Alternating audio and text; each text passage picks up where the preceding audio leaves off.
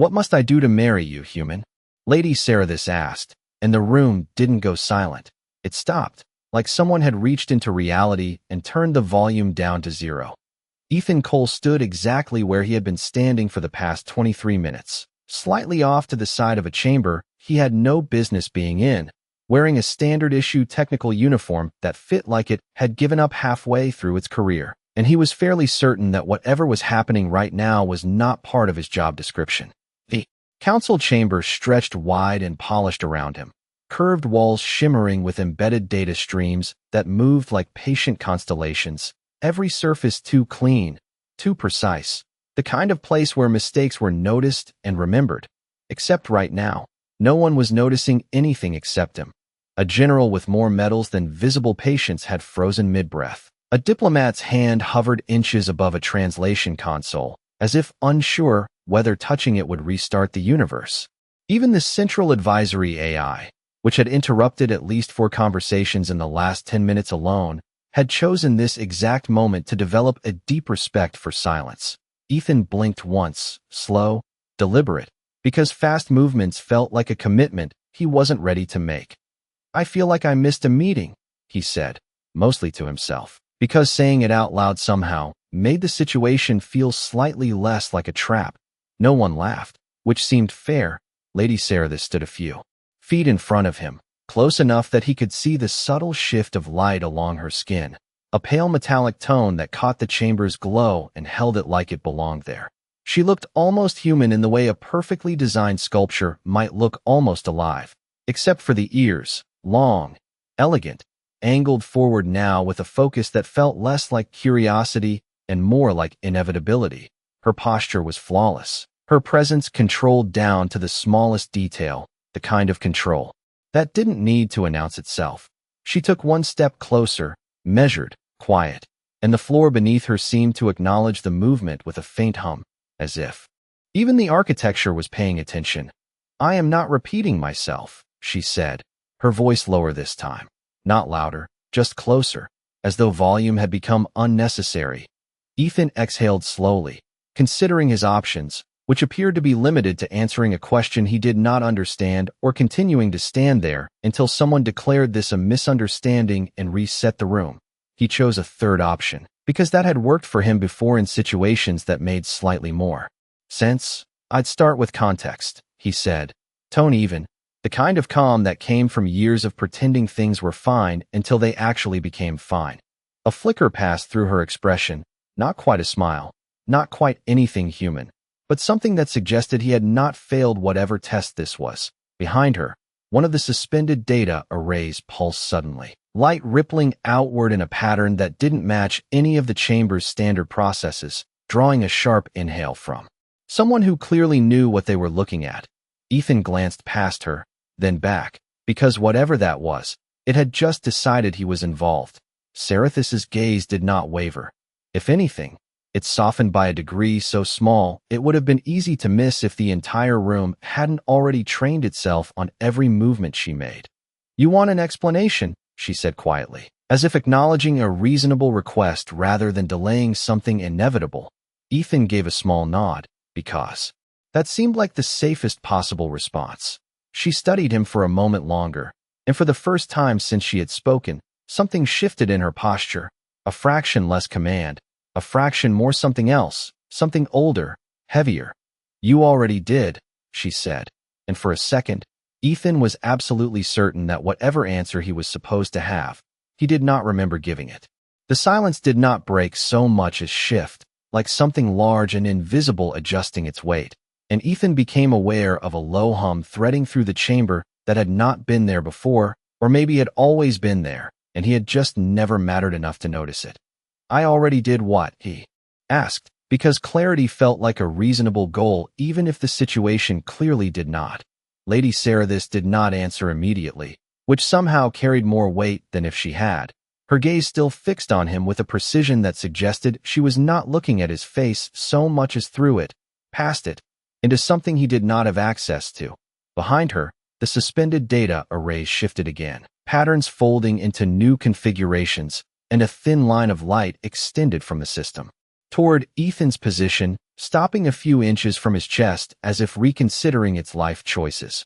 A council advisor finally found the courage to speak, voice tight with the kind of restraint that came from years of surviving important rooms. "Commander, the system is responding to an unverified presence," which Ethan found to be an impressively polite way of saying that he was apparently causing problems by existing. This lifted one hand slightly, not even looking back, and the advisor stopped mid-sentence as though the gesture had reached across the room and gently removed his permission to continue. "It is not unverified," she said, her tone calm, but something beneath it carried an edge of certainty that did not invite debate. Ethan glanced at the thin line of light still hovering near him and resisted the urge to step back, mostly because stepping back felt like an admission of guilt and he had not yet decided what he was guilty of. "For the record," he said, "I am very easy to verify. There is paperwork, identification, a complete lack of mystery," which was not entirely true but felt appropriate in the moment. The light pulsed once, brighter, and the chamber responded in kind, a ripple moving outward through the walls as if the structure itself had taken a deeper breath. Sarethas's ears tilted slightly, the first visible sign that something in the room had surprised even her. And when she spoke again, her voice had shifted by a fraction, less command, more recognition. "You authorized access," she said quietly. Ethan frowned, because that was new information and also incorrect. "I do not remember authorizing anything," he replied, then paused, because memory was a complicated thing and has had a habit of leaving out details it considered inconvenient. A fragment surfaced uninvited, a dim corridor, a damaged console, his hands working on something he had not fully understood at the time, following patterns more than instructions, the kind of problem that felt solvable if you stopped asking why it existed. He had been tired. He remembered that part clearly. Tired enough to accept solutions that did not ask for permission. "That system," Sarethas continued, her eyes never leaving his, "does not respond to rank or language or command codes. It responds to consent, to alignment, to a decision made under conditions it cannot simulate." She took another step closer, and this time the distance between them felt intentional, measured not in feet, but in something less comfortable. "You gave it that decision." Ethan exhaled slowly, because that sounded dangerously like responsibility. "I fix things," he said, as if that explained anything. "Sometimes the things do not stay fixed the way people expect." A faint sound moved through the chamber, not quite a murmur, more like the collective realization that whatever rulebook they had been relying on had just been edited without notice. Sarethas studied him for another long second, and then, almost imperceptibly, her posture softened again, not enough to lose authority, just enough to suggest that something in this situation was no longer entirely under her control. "Then I will ask you again," she said, quieter now, closer, as if the rest of the room had become optional. "What must I do to ensure you remain where you are meant to be?" Ethan blinked once, because that was not the same question, not exactly, and he had the distinct feeling that answering it would commit him to something he did not yet understand. "You could start," he said carefully, "by explaining what happens if I say no." For the first time, Sarethas hesitated, and the system behind her dimmed slightly, as if it, too, was waiting to hear the answer. Sarethas did not answer immediately, and the silence that followed felt different this time, less like a system error and more like a choice, as if the entire chamber had decided to wait with her. Ethan watched the slight shift in her posture, the way her shoulders held steady but her breathing adjusted by a fraction, controlled, deliberate, like someone recalibrating a response that had not been part of the original plan. The thin line of light hovering near his chest flickered again, then widened, forming a subtle lattice that traced the air around him without quite touching. And somewhere behind the curved walls, a deeper resonance stirred, low and patient. The kind of sound that suggested something very old had just noticed something new. "If you refuse," Sarethas said at last, her voice even, but quieter than before, "the system will remain incomplete." She paused, not for effect, but because the next part required precision, "and I will be required to choose another path." Ethan tilted his head slightly, because that sounded less like a consequence for him and more like a problem for her. "That sounds like a manageable outcome," he said, tone mild, because understatement had always been his preferred form of survival. A faint ripple moved through the observers at the edges of the chamber, not quite disagreement, not quite agreement, just the subtle recognition that something important was being handled in a way that did not follow protocol. Sarathis stepped closer again, close enough now that the ambient light adjusted automatically, lowering in intensity as if to reduce interference, and Ethan had the distinct impression that the room was giving them privacy while still watching very carefully. "You misunderstand," she said, and there it was again, that fractional softening, not weakness, but something more specific, more personal. "The system does not require you." Her gaze held his, steady, unflinching. "It requires what you chose to do when no one was watching." Ethan felt that fragment of memory shift again, the dim corridor, the damaged console, the moment where he had bypassed a set of instructions because they did not make sense to him, because something about the design had felt incomplete, like a sentence missing its ending. He had not asked permission, had not filed a report, had not even been entirely sure what he was fixing, only that it could be better. "I made a guess," he said quietly, because calling it anything more official felt dishonest. "You made a decision," Sarathis corrected, her voice steady, but her ears had angled forward again, focused, intent, and the system recognized it as alignment with its core directive. Ethan let out a slow breath, because that sounded increasingly like a level of importance he had not signed up for. "And that leads to marriage," he said, not quite a question, not quite a statement, just an attempt to connect 2 points that refused to form a straight line. For a moment, something like amusement flickered across her expression, brief, controlled, but undeniably there. "Not by your definitions," she said, "but by ours. The bond that ensures continuity must be anchored to the one who completed the system." Behind her, the lattice of light pulsed again, brighter now, and one of the advisors took a half step back as if proximity had suddenly become a variable worth reconsidering. Ethan glanced at the shifting patterns, then back at her, because the room had made it very clear that she was the only part of this he could negotiate with. "And if I say yes," he asked carefully, "what exactly am I agreeing to?" Sarathis held his gaze, and for the first time since this began, the answer came without delay. "To remain," she said simply, and the word carried more weight than any explanation could have. Not a command, not a demand, but something closer to an invitation that did not expect to be refused. Ethan considered that, the simplicity of it, the complication hidden underneath, the way the system responded to him like a problem it had already solved. "That is a very broad job description," he said, because humor still worked even when nothing else did.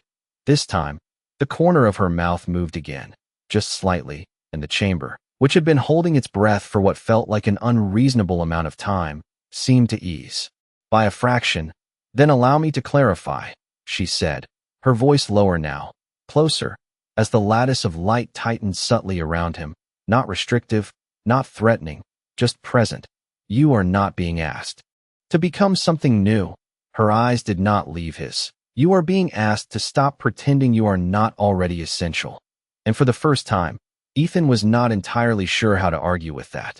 Ethan did not move, which was not the same as agreeing, but the room seemed willing to treat it as progress. The lattice of light around him adjusted again, narrowing slightly, not constricting, just refining, like a system bringing a blurred image into focus, and the hum beneath the chamber deepened into something almost rhythmic, a slow, measured pulse that felt less mechanical and more intentional. He glanced down briefly, half expecting to see something different about himself, a mark, a signal, anything that justified the level of attention he was receiving. But he looked exactly the same worn sleeves, same slightly uneven posture, same expression that had gotten him through years of being overlooked without complaint. "You keep saying essential," he said, lifting his gaze back to Sarathis, "and I keep not remembering signing up for that. Because if there had been a moment where his life had quietly shifted into something significant, it had clearly neglected to inform him." A faint movement passed through her ears, not quite amusement, not quite disagreement, more like acknowledgment of a point that did not change the outcome.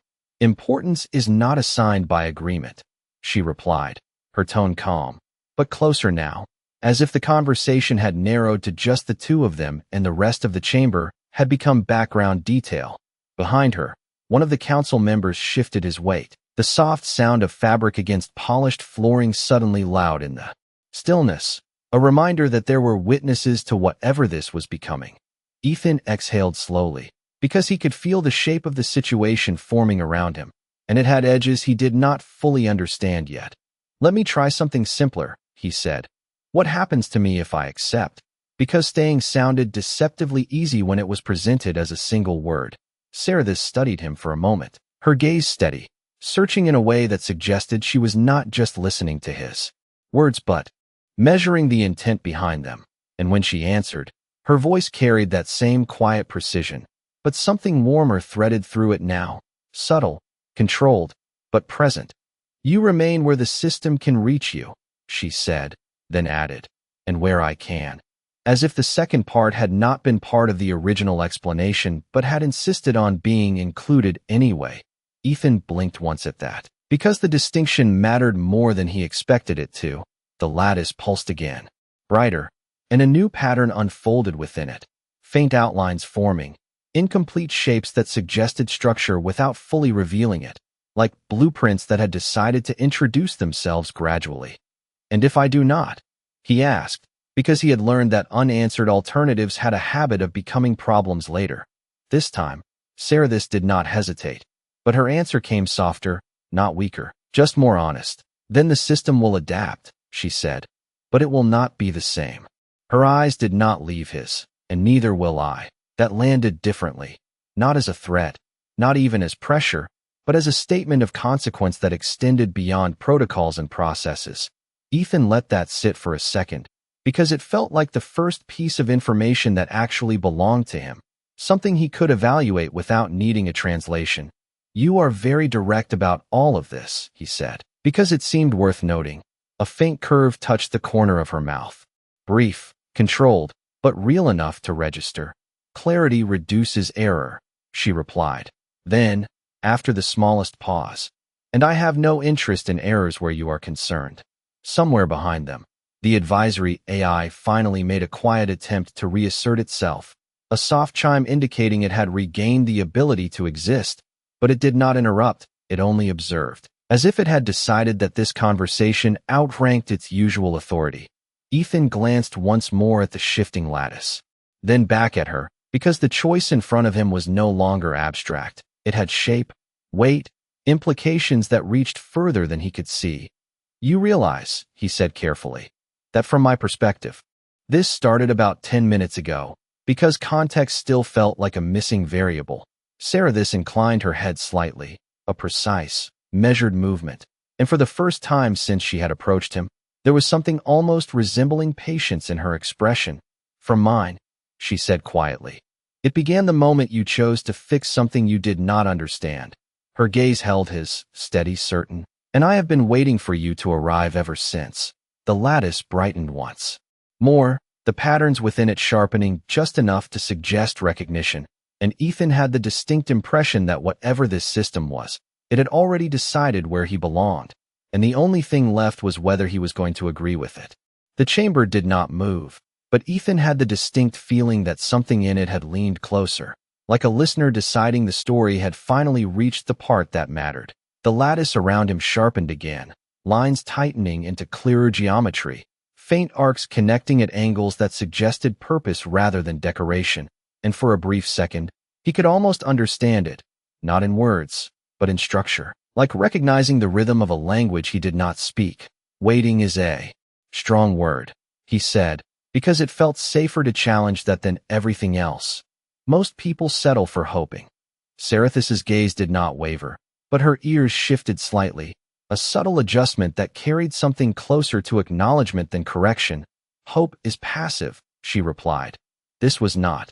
Behind her, the council remained perfectly still, not out of discipline anymore, but because any movement now would feel like an interruption to something that had already moved beyond them.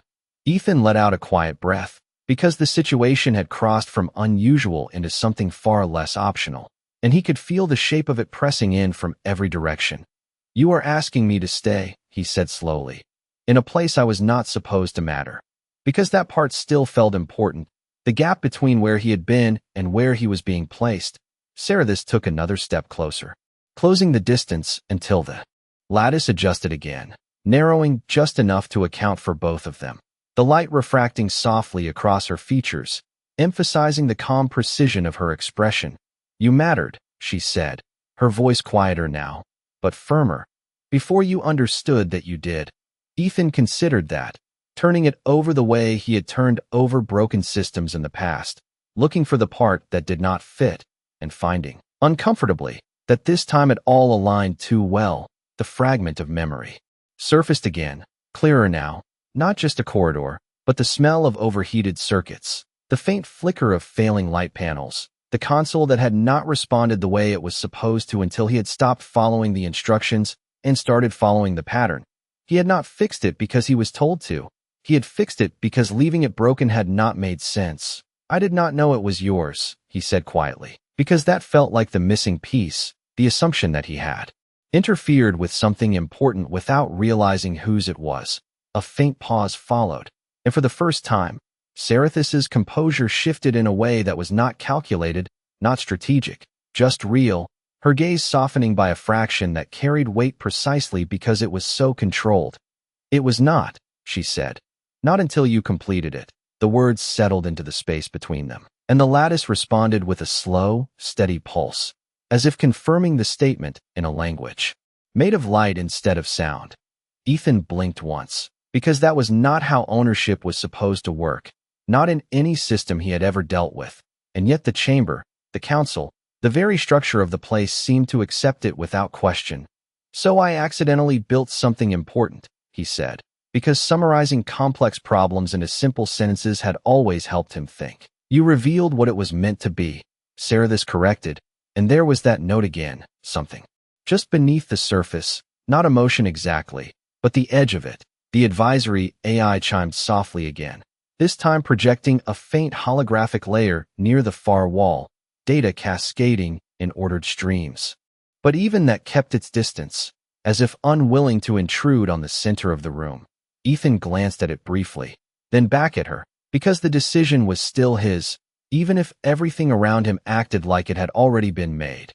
"You are very certain about all of this," he said, because certainty was usually the first thing he questioned.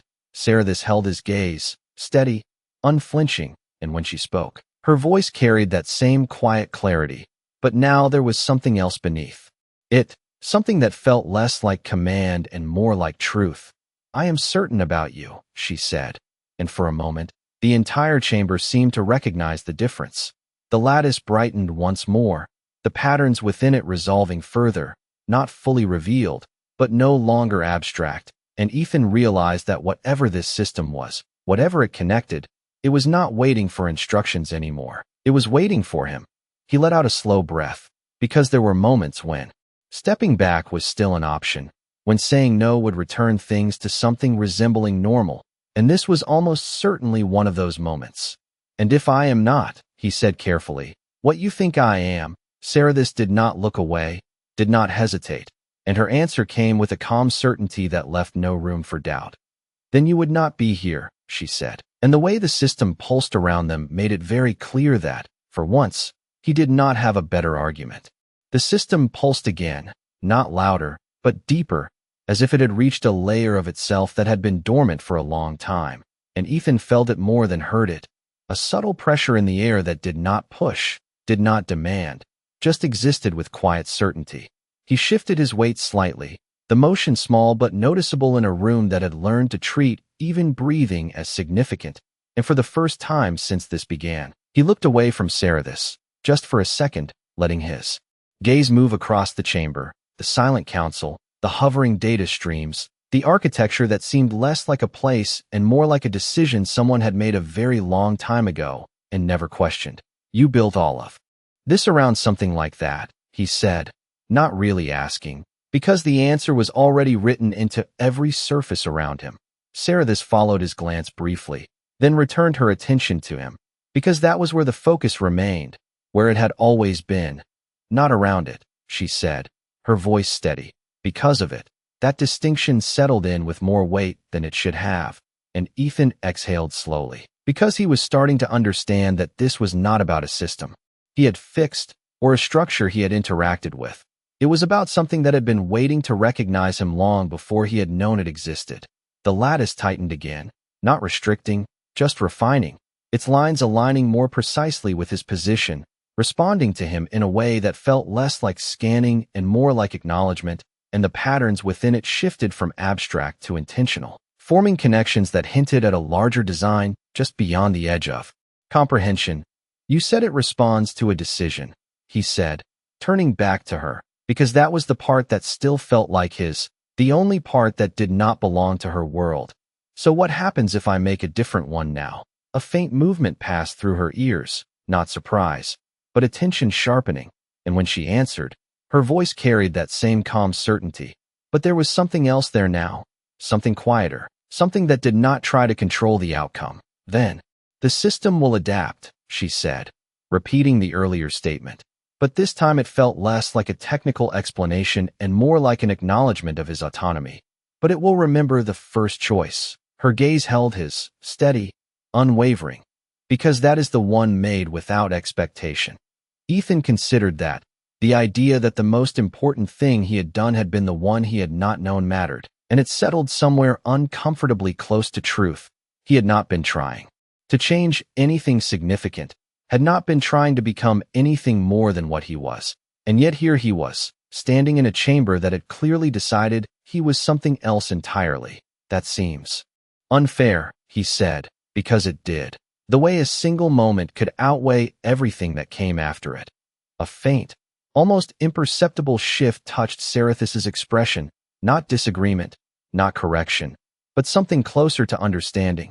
It is not meant to be fair, she said quietly.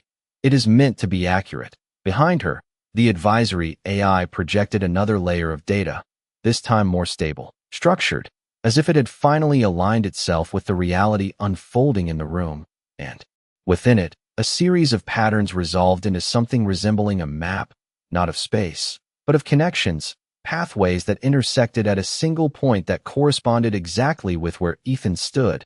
He glanced at it, then back at her, because that kind of visual confirmation was difficult to ignore.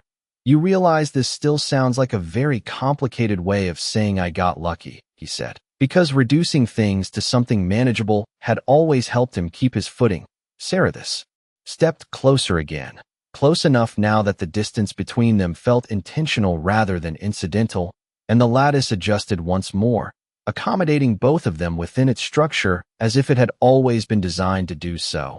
Luck implies randomness, she said, her voice lower now, closer, but no less precise. This was selection. The words settled between them, heavier than the others, and the system responded with a slow, steady pulse that felt almost like agreement. Ethan let out a quiet breath, because selection implied purpose, and purpose implied responsibility, and those were things he had spent most of his life avoiding without realizing it. And you are certain it chose me, he said, because that was still the question, the one that mattered. Sarethus held his gaze, and for the first time, there was no distance left in it, no layer of command or protocol, just certainty, clear and unambiguous. No, she said softly. I am certain I did. And the system, as if recognizing the distinction, pulsed once more, brighter than before, as though confirming that whatever had begun here was no longer just its decision, but hers as well. The words settled between them with a weight that did not need volume to be understood, and for the first time since the system had begun reacting, Ethan felt something shift that did not come from the architecture, not from the lattice, not from the watching council, but from her. He studied Sarethus more carefully now, not just as the center of authority in the room, but as the source of that certainty, and what he found there was not impulse, not calculation, but something that had been decided long before this moment had the chance to happen. That is a different problem, he said quietly, because it was the difference between being chosen by a system and being chosen by someone who clearly understood the consequences. A faint ripple passed through her expression, not disagreement, not correction, but acknowledgment, and her ears shifted slightly, angling in a way that suggested focus narrowing rather than widening. It is the only problem that matters, she replied, her voice steady, but closer now, less like a declaration to the room and more like a statement meant for him alone. Behind them, the chamber adjusted again, the lighting dimming by a fraction as if reducing distraction, the data streams slowing, aligning, responding to a conversation that had quietly become more significant than anything the council had planned. Ethan exhaled slowly, because he could feel the point where this stopped being theoretical, stopped being something he could deflect with humor or reduce to manageable pieces, and became something that required an actual answer.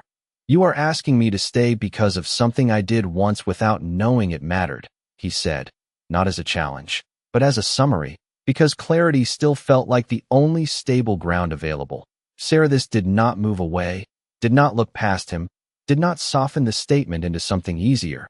She simply held his gaze and answered, "I am asking you to stay because of who you were when it did not matter," and the distinction landed with more force than anything else she had said so far. The lattice responded immediately, the lines tightening, the patterns resolving further, as if the system itself recognized the difference between action and intent, between outcome and origin. Ethan felt that fragment of memory again, but this time it did not stop at the console.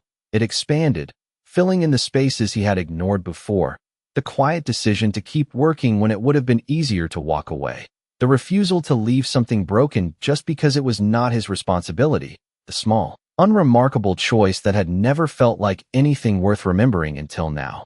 "That is a very specific version of me," he said, because it was a version that did not always show up, a version that was not guaranteed. Sarathis's expression shifted again, subtle, controlled, but undeniably softer, not losing authority, just redefining it. "It is the only version the system recognizes," she said, then added, after the smallest pause, "and the only one I trust." The room reacted to that, not with sound, but with presence, a collective awareness that something had just crossed from procedural into personal, and even the advisory AI held its distance, as if it understood that this was no longer a situation it could interpret. Ethan let out a quiet breath, because trust was not something he expected to hear in this context. Not from her, not directed at him, not like this. "You do not know me," he said, because it felt necessary to say, to draw a line between what she thought she saw and what he actually was. Sarathis did not hesitate, did not reconsider, did not step back from the statement. "I know what you chose when no one was there to see it," she replied, her voice steady, certain, "and that is enough." The lattice pulsed again, brighter, the patterns within it aligning in a way that no longer felt abstract, no longer felt distant, but immediate, connected, centered on him in a way that made the rest of the chamber feel secondary. Ethan looked at it, then back at her, because the weight of the moment had shifted again, no longer about whether he understood, but whether he accepted. "You are very confident. This ends well," he said, because that still felt like a missing variable. A faint, almost imperceptible curve touched her lips, not quite a smile, but something close enough to change the shape of her presence. "No," she said softly. "I am confident it begins correctly." And for a moment, that felt like the only certainty the room was willing to offer. The chamber seemed to hold on to her words longer than it should have, as if even the architecture needed time to process what had just been said, and Ethan found himself standing in the center of something that no longer felt like a negotiation, but also was not entirely a decision. Not yet. He glanced at the lattice again, the patterns now so refined they no longer looked like something forming, but something already complete, waiting only for acknowledgment, and that unsettled him more than if it had still been uncertain. "Beginning correctly," he repeated quietly, because that was a careful way of saying this could still go very wrong, "is not the same as ending well." Sarathis did not disagree, which somehow made it worse. Her gaze steady, her posture unchanged, but there was a new layer to her presence now, something less distant, less untouchable, like she had stepped out of the role the room expected of her and into something more specific. "Endings are variable," she said, her voice calm, "but beginnings define what is possible." Ethan let out a small breath, because that sounded like the kind of statement that came from experience, not theory, and he was not sure how much of that experience he was about to become part of. Behind her, the advisory AI shifted again, projecting a more stable interface along the far wall, and for the first time, it displayed something that looked less like data and more like a record, a sequence of events unfolding in reverse, tracing backward through layers of system activity until it reached a single moment, a dim corridor, a failing console, a human figure leaning in with quiet focus. Ethan stared at it for a second longer than he intended, because seeing it from the outside made it feel different, more deliberate than it had ever felt at the time. "You recorded that," he said, not accusing, just confirming. "The system did," Sarathis replied, her eyes following his for a brief moment before returning to him. "It records alignment when it occurs." Ethan tilted his head slightly, because that phrasing was doing a lot of work. "And you have been watching that recording for how long?" he asked, because that felt like the next logical question.